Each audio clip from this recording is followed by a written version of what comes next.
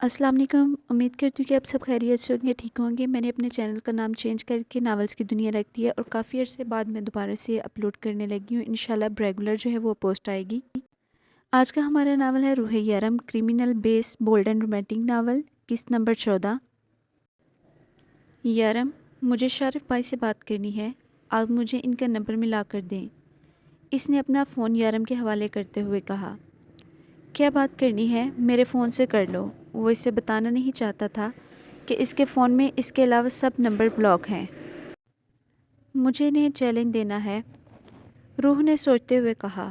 روح، یہ کوئی وقت ہے چیلنج دینے کا؟ تم صبح اس سے بات کرنا۔ یارم نے فون واپس رکھتے ہوئے کہا۔ نہیں نا، آپ مجھے ابھی فون ملا کر دے، ابھی میں ان سے بات کروں گی۔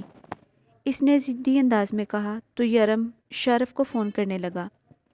وہ خود بھی نہیں سمجھ پا رہا تھا کہ آخر وہ اس کی ہر بات کو کیوں مانتا ہے۔ اس نے فون ملا کر فون اس کے حوالے کر دیا۔ ہاں ڈیول بولو، شارف نے کہا۔ ارے میں ہوں روح، میں نے آپ کے لیے چیلنج سوچ لیا ہے، روح نے کہا تو یارم بھی دلچسپی سے دیکھنے لگا۔ بولو پیاری بہنا، کون سا چیلنج ہے؟ شارف بھی ایکسائٹیڈ ہو کر پوچھنے لگا۔ آپ کو پتہ ہے ہمارے گھر کے راستے میں ایک ہوٹل آتا ہے؟ پیاری بہنا، تمہارے گھر کے راستے میں ایک نہیں بلکہ بہت سے ہوٹل آتے ہیں۔ کون سے ہوٹل کی بات کر رہی ہو تم؟ ایک منٹ میں پوچھ کر بتاتی ہوں۔ یارم، ہم اس رات کہاں گئے تھے کھانا کھانے کے لیے؟ وہ اسی انتظار کرنے کا بول کر یارم سے پوچھنے لگی۔ الخطاطہ الفندق، آپ کو بھی اسی وقت وہاں جانا ہوگا، لیکن اس سے پہلے نا آپ کو آپ کے روم میں جتنے بھی بندے ہیں نا، مطلب خضر بھائی اور باقی سب، ان سب کے کمبل چوری کرنے ہوں گے۔ چوری؟ لڑکی تم مجھ سے چوری کروا رہی ہو؟ وہ بھی خزانے نہیں بلکہ کمبل۔ وہ اچھا خاصا بدمزہ ہوا، مگر اس طرف یارم کے ڈمپلز نمایاں ہونے لگے تھے۔ وہ جانتا تھا کہ وہ کیا کرنے والی ہے۔ چیلنج قبول کر رہے ہیں نا یا نہیں؟ وہ اسے چیلنج کی ٹوپی پہنا کر نہ جانے کیا کرنے والی تھی۔ ٹھیک ہے پیاری بہن، اگر یہ چیلنج ہے تو میں اسے قبول کرتا ہوں۔ شارف نے یہ کہہ کر فون بند کیا۔ اس فلیٹ میں بہت سارے لڑکے رہتے تھے جو تقریباً سبھی ان کے ساتھ کام کرتے تھے۔ شارف چوری سے باری باری سب کے بستر کے قریب گیا اور بڑی صفائی سے سب کے اوپر سے کمبل نکالنے لگا۔ ہیٹر چلنے کی وجہ سے کسی نے محسوس بھی نہ کیا۔ 8 کمبل اس کے قبضے میں آ چکے تھے۔ اس نے جلدی سے اپنی گاڑی میں ڈالے اور ہوٹل کے راستے چل دیا۔ پھر وہاں پہنچ کر یارم کے فون پر روح کو فون کیا۔ وہ تو کب سے انتظار میں بیٹھی تھی، فوراً فون اٹھایا۔ اب کیا روح پیاری بہنا، ہوٹل کے اندر چلا جاؤں میں؟ نہیں، ہوٹل کے سامنے پارک آپ کو جگہ نظر آ رہی ہے جو خالی ہے، وہاں دے رہا ہے، اس پر ایک بورڈ لگا ہے، شاید بلب وغیرہ کا اشتہار ہے، روح نے پورا نقشہ کھینچتے ہوئے بتایا۔ ہاں بالکل ہے، لائٹس کا ایڈ ہے، شارف نے جگہ پہچان لی تھی۔ اوپر بورڈ پر نہیں، وہاں نیچے دیکھیں، روح نے کہا۔ نیچے کیا ہے؟ شارف نے پوچھا۔ دور اور اندھیرا ہونے کی وجہ سے کچھ دکھائی نہیں دے رہا تھا، مگر وہ فون بند کر چکی تھی۔ شارف نے فون جیب میں ڈالا اور آگے بڑھ گیا، لیکن سامنے کا منظر دیکھ کر وہ پریشان ہو گیا۔ اس سے یقین نہیں تھا کہ روح اسے ایسا چیلنج دے گی۔ وہ فوراً گاڑی کے پاس آیا اور وہاں سے کمبل نکالنے لگا۔ جلدی سے وہ کمبل نکالے اور دوڑ کر اس بورڈ کے نیچے آیا۔ یہاں چھوٹے چھوٹے یتیم بے سہارا بچے زمین پر سردی سے کانپ رہے تھے۔ اس نے جلدی سے بچوں کے اوپر کمبل ڈالنا شروع کیا۔ ایک بچہ جاگ رہا تھا۔ خلط آفی من نزدہ برڈ، کیا تمہیں سردی لگ رہی ہے؟ شارف نے پوچھا۔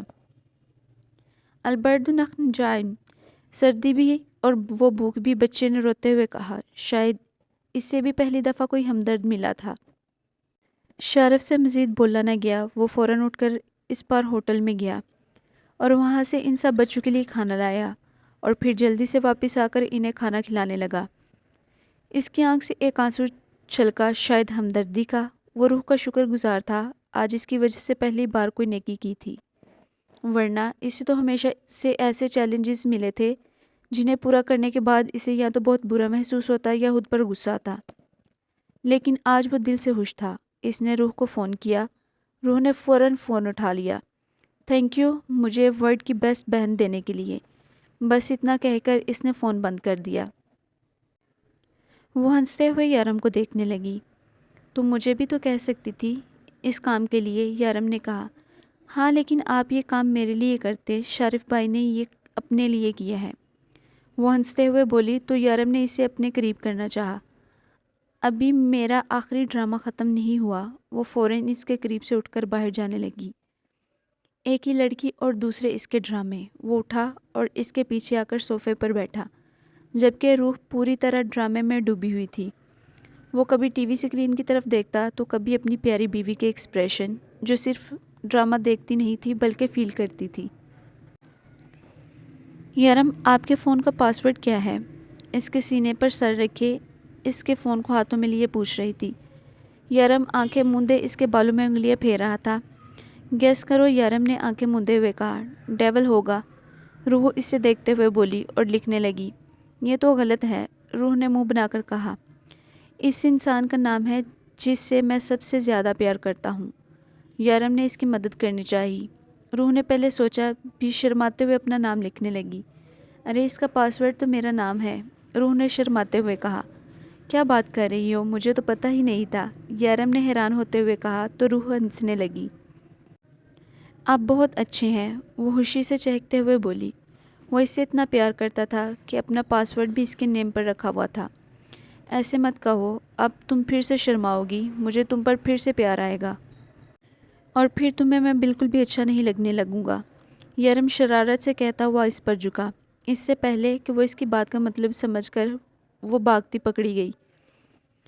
وہ صبح اٹھا تو روح اس کے قریب ہی سو رہی تھی۔ جب اس نے روح کو اپنی زندگی میں شامل کیا تھا، وہ کام پر بھی دیر سے جاتا۔ یہی وجہ تھی کہ صبح نماز پڑھ کے روح دوبارہ سو جاتی۔ وہ اسے ایسے ہی سوتا چھوڑ کر فریش ہو کر باہر آیا۔ مسز یارم کاظمی، آپ روز میرے لیے ناشتہ بناتی ہیں؟ آج آپ کا شوہر آپ کو اپنے ہاتھوں سے ناشتہ کروائے گا۔ وہ کچھ سوچتے ہوئے اس کے لیے ناشتہ بنانے لگا۔ تبھی دروازے پر دستک ہوئی۔ اس نے جا کر دروازہ کھولا تو سامنے ہی ہیزر کھڑا تھا۔ میں یہاں سے جا رہا تھا تو سوچا ساتھ چلتے ہیں، وہ مسکراتے ہوئے بولا۔ یارم نے دروازہ کھول کر اسے اندر آنے کا اشارہ کیا۔ رات کو ایک عجیب واقعہ ہوا ڈیول، ہم سب لڑکوں کے کمبل چوری ہو گئے۔ مطلب حد ہے، اب ڈان کے گینگ میں چوریاں ہونے لگی ہیں۔ مجھے تو لگتا ہے اپنے ہی کسی لڑکے کی شرارت ہے، ہیزر نے کہا تو یارم کے گال پر ذرا سا ڈمپل نمایاں ہوا۔ تم کیا کر رہے ہو؟ وہ اسے کچن میں کچھ کرتا دیکھ کر پوچھنے لگا۔ تمہاری بھابھی کے لیے ناشتہ بنا رہا ہوں، یارم نے کہا۔ مطلب جورو کا غلام؟ ہیزر حیران اور پریشان ہو کر اس کی طرف دیکھ رہا تھا۔ وہ روز میرے لیے ناشتہ بناتی ہے، میرے کپڑے دھوتی ہے، میرا گھر سنبھالتی ہے، میری ہر ضرورت کا خیال رکھتی ہے، اور اگر ایک دن میں اس کے لیے ناشتہ بناؤں گا تو کیا میں جورو کا غلام ہو جاؤں گا؟ یارم نے اس کی طرف دیکھ کر کہا۔ ارے میرا وہ مطلب نہیں تھا۔ اس سے پہلے کہ ہیزر کچھ اور کہتا، روح کمرے سے باہر نکل کے نظر آئی۔ السلام علیکم بھائی، کیسے ہیں آپ؟ وعلیکم السلام، میں ٹھیک ہوں۔ یہاں آئے بھابھی، آج آپ کے خاوند محترم نے اپنے ہاتھوں سے آپ کے لیے ناشتہ بنایا ہے، ہیزر مسکراتے ہوئے بولا۔ آپ نے کیوں بنایا؟ میں بنا دیتی نا، روح کو شرمندگی ہوئی۔ تم روز بناتی ہو، سوچا آج میں تمہیں اپنے ہاتھوں کا ذائقہ چکھاؤں۔ یارم نے اس کے لیے کرسی گھسیٹی۔ ہیزر بھائی، آپ کے گھر میں کون کون ہے؟ نہ جانے روح کے دل میں کیا سمائی کے پوچھنے لگی۔ کوئی نہیں، ہیزر کی جگہ جواب یارم نے دیا۔ آپ مجھے چھوڑیں، آپ بتائیں آپ کے گھر میں کون کون ہے؟ ہیزر نے مسکرا کر پوچھا۔ شاید وہ اپنے بارے میں بات نہیں کرنا چاہتا تھا۔ میرے گھر میں امی اور 3 بہنیں، اور پڑوس میں فاطمہ بی بی، وہ بھی بالکل میری ماں جیسی ہیں۔ جب میں پیدا ہوئی تب میری سگی امی اور ابو فوت ہو گئے تھے، مجھے میری دوسری امی نے پالا ہے۔ دوسری امی مطلب سوتیلی ماں نے؟ ہیزر نے پوچھا۔ روح بس جی ہی کہہ سکی۔ یارم پلیز مجھے آج گھر فون کرنے دے، وہ اتنی محبت اور منت بھرے انداز میں بولی۔ یارم اسے دیکھ کر رہ گیا، اور اگر وہ اس کے منہ پر انکار کرتا تو آج وہ بہت ہرٹ ہوتی، اس لیے بہانہ بنانے لگا۔ وہ دراصل میرے پاس اب نمبر نہیں ہے روح، ورنہ میں تمہاری بات کروا دیتا تمہارے گھر والوں سے۔ یارم نے بات بنانے کی کوشش کی۔ ہاں بھابھی، وہ ڈیول کا فون خراب ہو گیا تھا اور نمبر سارے ڈیلیٹ ہو گئے تھے۔ ہیزر نے بھی ساتھ دینے کی کوشش کی۔ میرے پاس فاطمہ بی بی کا نمبر ہے، میری شادی والے دن انہوں نے مجھے دیا، میں ابھی لاتی ہوں۔ روح جلدی سے اٹھی اور کمرے میں چلی گئی۔ ڈیول اب کیا ہوگا؟ ہیزر نے پریشانی سے پوچھا۔ میں اسے خود سے دور نہیں جانے دوں گا، چاہے جو بھی ہو۔ اگر آج سچ پتہ چل بھی گیا تو بھی میں اسے خود سے دور نہیں جانے دوں گا۔ وہ میری ہے اور میں جانتا ہوں میرا خدا اسے مجھ سے نہیں چھینے گا۔ یرم نے کمرے کے دروازے کی طرف دیکھتے ہوئے کہا جہاں ابھی روح گئی تھی۔ وہ ہاتھ میں کاغذ کا ایک ٹکڑا لیے ہوئے ان کی طرف آئی۔ یہ نمبر ہے۔ وہ یرم کے آگے سے فون اٹھا کر نمبر ملانے لگی۔ بیل جا رہی ہے، وہ ایکسائٹیڈ ہوتے ہوئے بولی، جبکہ ہیزر یارم کو دیکھ رہا تھا جو ٹیبل پر ہاتھ کی انگلی سے لائنیں بنانے میں مصروف تھا۔ یارم جب ٹینشن میں ہوتا تو ایسے ہی کرتا تھا اور پھر ایسے ہی اسے ٹینشن کی وجہ کو جڑ سے اکھاڑ دیتا۔ السلام علیکم، کیسی ہیں آپ فاطمہ بی بی؟ وہ چہکتے ہوئے بولی، اور یارم کو لگا کہ کوئی اس کی سانسوں کی ڈوری کو آہستہ آہستہ کھینچ رہا ہے۔ ہیزر کو اندازہ تھا آج نہیں تو کل تو روح کو سب کچھ پتہ چل ہی جائے گا، لیکن اتنا جلدی؟ اسے تو یہی لگ رہا تھا کہ روح کے پاس پاکستان کا کوئی رابطہ نہیں ہے۔ میں بالکل ٹھیک ہوں جی، وہ بھی بالکل ٹھیک ہیں۔ نہیں، وہ بہت اچھے ہیں، میرا بہت خیال رکھتے ہیں۔ ہاں، میں بہت خوش ہوں۔ روح کی باتوں سے یہ اندازہ لگایا جا سکتا تھا کہ دوسری طرف جو عورت ہے اسے یارم کے بارے میں کچھ بھی نہیں پتہ، جبکہ یہ بات یارم پہلے ہی کلیئر کر چکا تھا کہ شمس اور روح کے جھوٹے نکاح کے بارے میں کون کون جانتا ہے اور کون کون نہیں۔ شمس کا پاکستان میں روح کے گھر میں کسی سے بھی کوئی رابطہ نہ تھا، وہ تو صرف ایک عورت کے تھرو یہ سب کچھ کر رہا تھا۔ یارم اس کی ساری انفارمیشن نکال چکا تھا، اسے یقین تھا اگر روح اپنے گھر فون کرے گی تو اس بارے میں کوئی بھی نہیں جانتا ہوگا، لیکن پھر بھی وہ روح پر کوئی رسک نہیں لینا چاہتا تھا۔ پاکستان میں موجود لوگ یہی سمجھتے تھے کہ شمس زندہ ہے اور وہ اس کے پاس ہے۔ شمس کی موت کی خبر کو اس نے بالکل بھی پھیلنے نہ دیا تھا۔ وہ اسے خود سے دور کرنے کے بارے میں سوچ بھی نہیں سکتا تھا۔ اگر وہ سب کچھ پہلے ہی پلان نہ کر چکا ہوتا تو روح اتنی آسانی سے پاکستان میں کسی سے بات نہیں کرنے دیتا۔ اگر روح اپنے گھر فون کرے گی تو اس کے بارے میں کوئی بھی نہیں جانتا ہوگا، لیکن پھر بھی وہ روح پر کوئی رسک نہیں لینا چاہتا تھا۔ پاکستان میں موجود لوگ یہی سمجھتے تھے کہ شمس زندہ ہے اور وہ اس کے پاس ہے۔ شمس کی موت کی خبر کو اس نے بالکل بھی پھیلنے نہ دیا۔ وہ اسے خود سے دور کرنے کے بارے میں سوچ بھی نہیں سکتا تھا۔ اگر وہ سب کچھ پہلے ہی نہ پلان کر چکا ہوتا تو روح کو اتنی آسانی سے پاکستان میں کسی سے بات نہیں کرنے دیتا۔ لیکن پھر بھی اس کے اندر ایک ڈر تھا، کہیں روح سے دور نہ ہو جائے، کہیں اسے سب کچھ پتہ نہ چل جائے۔ وہ کتنی ہی دیر اس کے فون پر فاطمہ بی بی سے باتیں کرتی رہی، جبکہ یارم بھی اب بے فکری سے ناشتہ کر رہا تھا۔ میں نے تمہیں روح کے پاسپورٹ اور کارڈ کا کہا تھا۔ ہاں، میں 2 دنوں میں انتظام کر دیتا ہوں۔ میں سب کچھ کروا چکا ہوں۔ ہیزر بھی پرسکون ہو گیا۔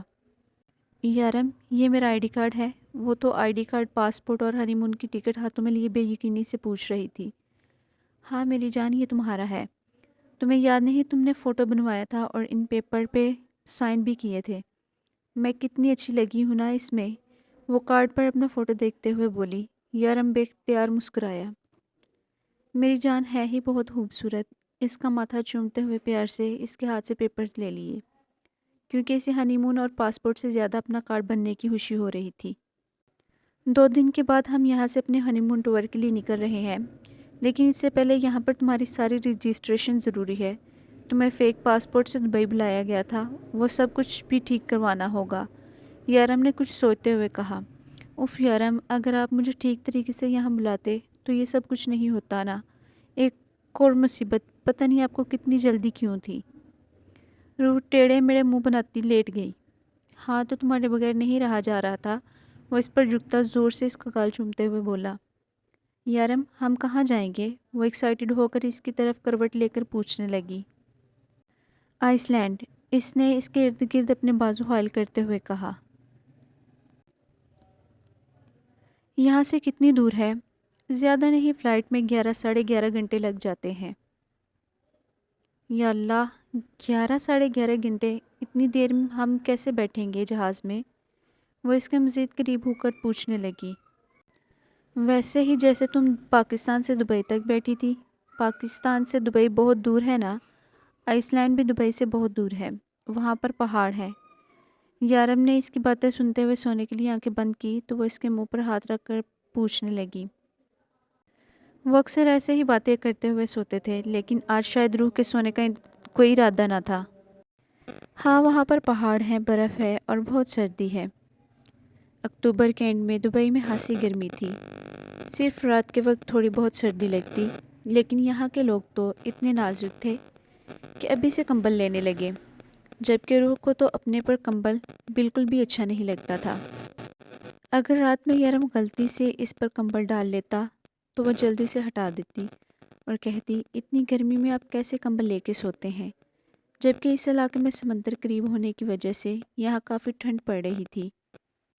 رات ایسے ہی گزری، ساری رات یارم اس کی باتیں سنتا رہا۔ مجھے ایسے آئس لینڈ میں گھومنے پھرنے کی بات کر رہی تھی۔ یارم سن کر ہنسنے لگا۔ وہاں بہت سردی ہے میری جان۔ ہاں، جیسے یہاں آپ کو بہت سردی لگتی ہے، بالکل ویسے ہی ہے نا؟ میں پہلے بتا دیتی ہوں، ہم ساری جگہوں پر گھومنے جائیں گے، خبردار جو آپ وہاں جا کے بستر میں گھسے۔ وہ ابھی سے اسے دھمکیاں دے رہی تھی۔ وہ جب بھی سونے لگتا پھر اسے کوئی نہ کوئی بات یاد آ جاتی۔ ساری رات سوتی جاگتی کیفیت میں گزر گئی، جبکہ روح تو ایک سیکنڈ کے لیے بھی نہ سوئی تھی۔ صبح اٹھتے ہی ناشتہ کر کے یارم اپنے کام پر جانے لگا۔ وہ ہنی مون پر جانے سے پہلے سارا کام نپٹا دینا چاہتا تھا۔ وہ دروازے پر رک کے روح کا انتظار کرنے لگا، جو کہ کچن میں کھڑی برتن دھو رہی تھی۔ روح یار جلدی آؤ، مجھے کام پہ جانا ہے۔ اس نے پکارا تو جلدی جلدی ہاتھ صاف کرتی کچن سے باہر آئی۔ روح یارم سے ہائٹ میں کافی کم تھی۔ یارم کو اس کے سامنے مکمل جھکنا پڑتا۔ یارم اس کے سامنے جھکا اور ہمیشہ کی طرح اس نے شرماتے ہوئے اس کے سر پر بوسہ دیا۔ یہ عادت ان کے نکاح کے روح سے برقرار تھی، جبکہ یارم کو اس کی یہ عادت سب سے پیاری لگی تھی۔ اس کے سر پر پیار کر کے وہ ہمیشہ شرماتی اور اسے پیاری سی ادا پہ یارم کے ڈمپل نمایاں ہوتے۔ پھر یارم نے دروازہ بند کرنے کا آرڈر دیا، جس کی روح نے مکمل تکمیل کرتے ہوئے فوراً دروازہ بند کر دیا اور ایک بار پھر سے آئس لینڈ کے بارے میں سوچنے لگی۔ کل تقریباً 1 گھنٹہ فاطمہ بی بی سے باتیں کرتی رہی، اس کے ان سے گھر کا نمبر بھی مانگا تھا، لیکن فاطمہ بی بی نے کہا انہیں تو کبھی نمبر کی ضرورت نہیں پڑی، لیکن کل یا پرسوں وہ اس کے گھر جا کر اس کی امی کا نمبر لیں گی۔ وہ چاہتی تھی کہ وہ آج ہی امی سے بات کر لے، کیونکہ یارم نے کہا تھا کہ ہنی مون پر کوئی انہیں ڈسٹرب نہیں کرے گا۔ شارف آفس پہنچے سب سے پہلے ٹکراؤ اس کا لیلا سے ہوا۔ تم مجھے اگنور کیوں کر رہے ہو؟ میں تم سے بات کرنا چاہتی ہوں اور تم مجھے دیکھتے تک نہیں، کیا مسئلہ ہے تمہیں؟ مجھے کوئی مسئلہ نہیں، لیکن میں تم سے بات نہیں کرنا چاہتا۔ تم نے جو اس دن میرے ساتھ کیا ہے نا، وہی بہت ہے۔ تم نے ڈیول کی نظروں میں مجھے گرانے کی کوشش کی۔ لیلا، مجھے لگا تھا تم چاہے کتنی بھی مطلبی کیوں نہ ہو جاؤ، لیکن اپنے مطلب کے لیے کسی دوسرے کا استعمال نہیں کرو گی۔ بہت غلط سوچ تھی میری۔ میں یہ سوچتا تھا کہ تم ڈیول کو سمجھتی ہو کہ اس لیے ایک پرفیکٹ لائف پارٹنر ہونا، لیکن سچ تو یہ ہے کہ تم اس کے قابل ہی نہیں ہو۔ شارف ایک لفظ چھپا چھپا کر بولا، تم اس 2 ٹکے کی لڑکی کے لیے؟ زبان سنبھال کر بات کرو لیلا، تم میری بہن کے بارے میں بات کر رہی ہو، اگر ایک لفظ بھی اور نکالا تو زبان کاٹ دوں گا تمہاری۔ وہ غصے سے داڑا تھا، جبکہ لیلا تو اس کا انداز و لہجہ دیکھ کر رہ گئی۔ میں تمہیں آخری بار بتا رہا ہوں لیلا، اگر تم نے میری بہن کی خوشیوں میں آگ لگانے کی کوشش کی تو میں بھول جاؤں گا کہ تم میری دوستی۔ اس نے تھی پر زور دیا اور لمبے لمبے ڈگ بھرتا ہوا وہ باہر نکل گیا، جبکہ لیلا سرخ چہرہ لیے اسے جاتے ہوئے دیکھ رہی تھی۔ فرقان بھائی میری مدد کریں، ڈیول نے میرے بھائی کو مار دیا میری آنکھوں کے سامنے، آپ یقین نہیں کریں گے اس نے میرے بھائی کو کیسے تڑپا تڑپا کر مارا۔ اس نے میرے سامنے اس کے منہ میں تیزاب سے بھری ہوئی بوتل ڈال دی، اس کی ساری نسیں گل چکی تھی۔ بھائی وہ میرے سامنے مر گیا، میں کچھ نہیں کر سکا، یہاں تک کہ وہ میرے پاس موجود ساری ویڈیوز بھی ڈیلیٹ کروا چکے ہیں۔ مجھے اور کچھ نہیں چاہیے، بس مجھے میرے بھائی کی موت کا بدلہ لینا ہے۔ فرقان بھائی آپ کے علاوہ اور کوئی میری مدد نہیں کر سکتا۔ وکرم دادا بھی ہمارے خلاف ہیں، انہیں بھی یہ کام پسند نہیں تھا، ورنہ وہ اس معاملے میں میری مدد ضرور کرتے، لیکن اسے ڈیول کے کام کرنے کا انداز پسند ہے۔ فرقان بھائی میں آپ کے سامنے ہاتھ جوڑتا ہوں، مجھے اور کچھ نہیں چاہیے، بس اپنی آنکھوں سے ڈیول کی لاش دیکھنا چاہتا ہوں۔ راشد اس وقت اپنے سامنے صوفے پر بیٹھے فرقان کی منتیں کر رہا تھا۔ فرقان کا بہت بڑا گینگ تھا، وہ اپنے آپ میں بہت پاور رکھتا تھا، وہ اس علاقے پر حکومت کرتا تھا، پر ڈیول کو اپنا سب سے بڑا دشمن مانتا تھا۔ تم فکر مت کرو راشد، میں تمہارے ساتھ ہوں، اور جہاں تک بات وکرم دادا کی ہے تو ہم ان کو صرف یہی بتائیں گے کہ ڈیول کے ہاتھوں تمہارا بھائی مارا گیا، یہ نہیں کہ وہ کیوں مارا گیا۔ وکرم دادا ہمارا ساتھ ضرور دیں گے، اور پھر لگے ہاتھ میں بھی ڈیول سے اپنے پرانے حساب چکا لوں گا۔ لیکن ڈیول کو ختم کرنا اتنا بھی آسان نہیں، وہ باز کی نظر رکھتا ہے، شیر کی طرح داڑنا جانتا ہے تو چیتے کی طرح چیرنا جانتا ہے۔ وہ اتنی آسانی سے ہمارے ہاتھ نہیں آئے گا، اوپر سے اس کی کوئی کمزوری بھی نہیں، نہ دوست، نہ ساتھی، نہ عورت، نہ دولت۔ آخر کس طرح سے ہم اس کو مات دیں؟ ڈیول کو رستے سے ہٹانا اتنا آسان نہیں، لیکن ہم وکرم اور اس کے ساتھ ایک ہو جائیں گے تو یہ زیادہ مشکل بھی نہیں رہے گا۔ تم سب کچھ سنبھال لو گے نا ہزر؟ مجھے شکایت کا موقع نہ ملے، اور شارف کی طرف سے تو ہرگز نہیں۔ وہ اس وقت ہزر کو سارا کام سمجھا رہا تھا اور اپنے پیچھے ہزر کو چھوڑ کر جا رہا تھا۔ تم بالکل فکر مت کرو، میں ہوں نا، تم ٹھیک سے اپنا ہنی مون انجوائے کرنا۔ یہاں میں سب کچھ سنبھال لوں گا، اور شارف کی طرف سے بھی تمہیں کوئی شکایت نہیں ملے گی۔ ہاں، لیکن میں لیلا کی کوئی گارنٹی نہیں دے رہا۔ وہ سرپھری لڑکی 3 دن سے یہاں نہیں آ رہی تھی، اور آج آئی ہے تو باہر بیٹھی اپنی فیشن کی دکان کھول رکھی ہے۔ میں نے اسے کہا تھوڑا کام پہ دھیان دو تو کہتی ہے جس پر دھیان دیتی تھی اسے تو میرا دھیان ہی نہیں۔ مجھے تو لگتا ہے اس کا سر گم گیا ہے۔ ہزر لیلا سے کافی اکتایا ہوا تھا، جو کسی کو کھاتے میں ہی نہیں لا رہی تھی، جبکہ ہیکنگ کا سارا کام صرف لیلا کر رہی تھی، جو بہت دنوں سے رکا ہوا تھا۔ بلاؤ اسے، میں خود بات کرتا ہوں۔ یارم کے آرڈر پر ہزر نے فوراً اسے بلایا، اور اگلے 5 منٹ میں وہ اس کے کیبن میں تھی۔ دیکھو لیلا، اگر تمہیں کام کرنے میں انٹرسٹ نہیں ہے تو تم یہاں سے ہمیشہ کے لیے جا سکتی ہو۔ جو تمہارے جیسے ورکر نہیں چاہیے۔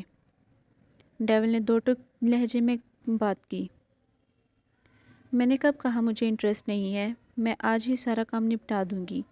لیلا جانتی تھی کہ ڈیول اسے واپس وہیں پر بھیج دے گا جہاں سے وہ اسے لایا تھا، اور وہاں واپس تو مرتے دم تک نہیں جانا چاہتی تھی، لیکن اسے یہ نہیں پتہ تھا کہ شکایت اتنی جلدی یہاں پہنچ جائے گی۔ تم جا سکتی ہو، جاؤ اپنا کام کرو۔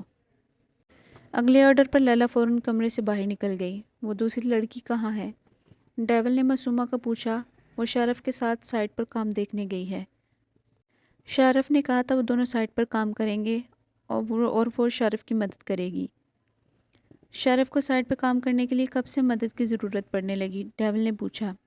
جب سے معصومہ محترمہ آئی ہیں، ہزر نے جل کر جواب دیا۔ وہ بیٹھی سوچ رہی تھی کہ آئس لینڈ میں جانے کے لیے وہ کون سی قسم کے کپڑے بیگ میں رکھے کہ دروازے کی گھنٹی بجی۔ ارے یہ کون آ گیا ہے؟ یارم کا تو ابھی واپسی کا ٹائم نہیں ہوا، ضرور شارف بھائی ہوں گے۔ وہ سوچتے ہوئے دروازے کی طرف آئی۔ دروازہ کھولا تو سامنے وہ انسان کھڑا تھا۔ اسے پہچاننا اس کے لیے مشکل نہ تھا، یہ تو وہی انسپیکٹر تھا جو اسے اس دن یارم کے آفس چھوڑ کے آیا تھا۔ السلام علیکم، کیسی ہیں آپ؟ کیا میں اندر آ سکتا ہوں؟ اس نے مسکرا کر پوچھا۔ وعلیکم السلام، آئی ایم سوری، میرے شوہر گھر پر نہیں ہے، آپ اندر نہیں آ سکتے۔ روح کو یارم کی باتیں یاد آئی۔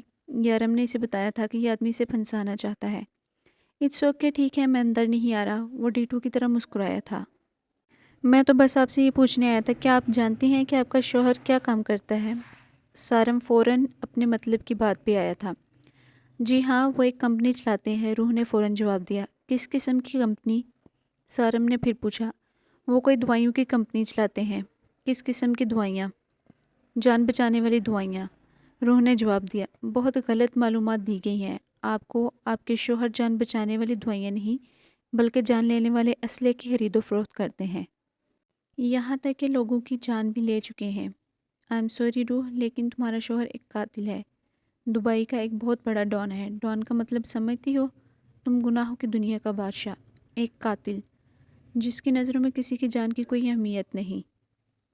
چٹاخ، خبردار، جو آپ نے میرے شوہر کے خلاف ایک لفظ بھی کہا، مہربانی فرما کے یہاں سے چلے جائیں، یا پھر میں گارڈز کو بلا کر آپ کو دھکے مروا کر یہاں سے باہر نکلواؤں۔ روح خود بھی نہیں جانتی تھی کہ اس میں اتنی ہمت کہاں سے آئی۔ روح، تم بہت بڑی غلطی کر رہی ہو، تمہارا شوہر اتنا اچھا نہیں ہے جتنا وہ بن رہا ہے، وہ تمہیں دھوکے میں رکھ رہا ہے، بہت پچھتاؤ گی۔ روح، میری مدد کرو۔ ایسے انسان کی عام دنیا میں کوئی جگہ نہیں، اس کی جگہ جیل کے اندر ہے۔ وہ انسان نہیں، درندہ ہے۔ ڈیول کا مطلب سمجھتی ہو؟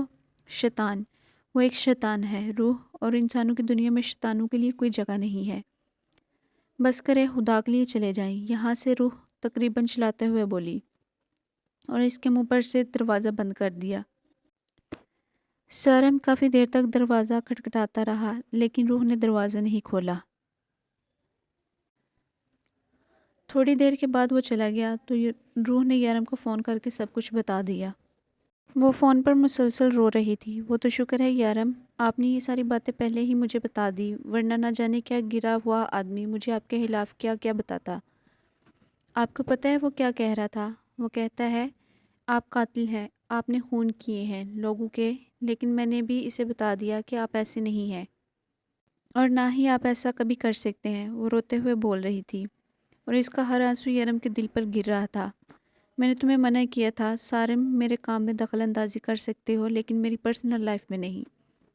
تم نے میری روح کو مجھ سے دور کرنا چاہا، اس کی قیمت تمہیں چکانی پڑے گی۔